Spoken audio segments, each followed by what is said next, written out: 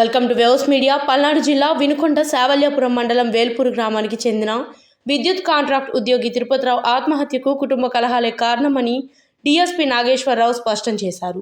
Vinukonda urban police స్టేషన్లో ఏర్పాటు చేసిన విలేకరుల సమావేశంలో ఆయన వివరాలను వెల్లడించారు.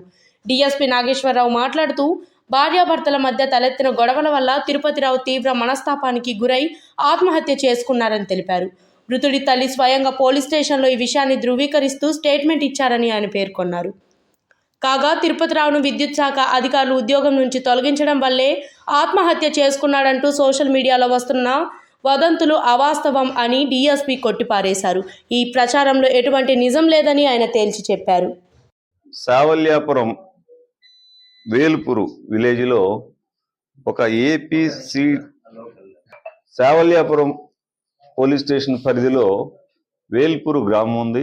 ఆ వేల్పూరు గ్రామంలో ఉయ్యాల తిరుపతిరావు, ఇతనికి దాదాపు 33 సంవత్సరాలు ఉంటాయి. క్యాస్ట్ బై ఎరుకల. ఈయన ఏపీసీడిపిడిఎల్లో షిఫ్ట్ ఆపరేటర్గా పనిచేస్తూ ఉన్నాడు.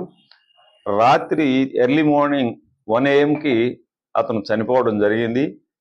ఆ చనిపోయిన దాని మీద రకరకాల పుకార్లతో మరి ప్రెస్లో కానీ లేకపోతే వేరే ఒక ట్రోల్ అవుతా ఉంది. అదంతా అవాస్తవం.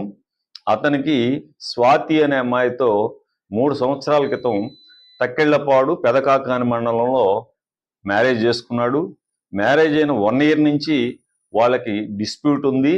వేరే వేరే కారణాల వల్ల వాళ్ళిద్దరు మనస్పర్ధలతో ఆ అమ్మాయి పుట్టింటికి వెళ్ళిపోయింది. అతను ఇక్కడ ఉంటూ కొన్నిసార్లు అక్కడికి వెళ్ళటం జరిగింది. అక్కడ ఆ అమ్మాయి పెదకాకాని పోలీస్ స్టేషన్లో కంప్లైంట్ చేయటం, అక్కడ సాల్వ్ కాకపోవటం, దాని మీద మనస్తాపం చెంది చనిపోయి ఉంటాడు అని వాళ్ళ అమ్మ స్టేట్మెంట్ ఇచ్చింది. మా అబ్బాయి సావుకి ఈ మనస్పర్ధలే కారణం అని ఇచ్చింది. అయితే కొంతమంది ఏదో కరెంట్ వాళ్ళు హెరాస్మెంట్ చేయటము, లేకపోతే అతను దాదాపు 2 months నుంచి ఉద్యోగానికి వెళ్ళట్లేదు.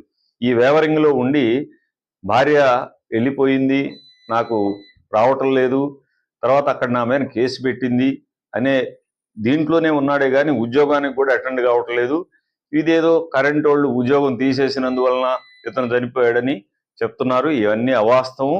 వాళ్ళ మదర్ ఇచ్చిన స్టేట్మెంట్ క్లియర్గా మనస్పర్ధలతో మా కొడుకు చనిపోయాడని ఇచ్చింది. కాబట్టి ఇలాంటి ట్రోల్కి ఆస్కారం లేదు. ఇది వాస్తవం చెప్పాము మీకు. Thank you.